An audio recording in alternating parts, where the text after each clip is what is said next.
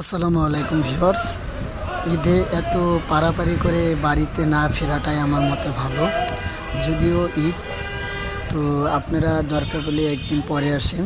গতকালকে যে সদরঘাটের যে ঘটনাটা ঘটলো, এটা কিন্তু একদম অনেক মর্মান্তিক ঘটনা।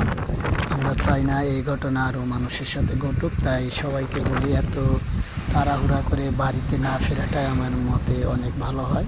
দরকার পড়লে আপনারা ঈদের দিনটাই তো যেমনি পার করে তারপরের দিন আসেন, আর কোনো ঝঞ্ঝাট থাকবে না। আসলে আমাদের দেশের সিস্টেমটা এরকম, আপনি টিকিট কাটছেন কিন্তু আপনার গাড়ি নাই, আবার যে টিকিট কাটে নাই সে আবার ঠিকই গাড়িতে চড়ে রয়েছে। তো এটা অনেক আগের থেকেই চলে আসছে। আমি যদি আপনাদেরকে বলতেছি, তারপরেও আমি কিন্তু অনেক কষ্টের পরেও আমি বাড়িতে ঠিকই ফিরছি। তো সেই জন্যই বলছি কি, আমারও আসতে অনেক কষ্ট হয়েছে। যদিও বলে থাকে যে ভাড়া বেশি নেবে না, কিন্তু আমার ক্ষেত্রে অনেক বেশি নিয়েছে, ভাড়া ডাবল।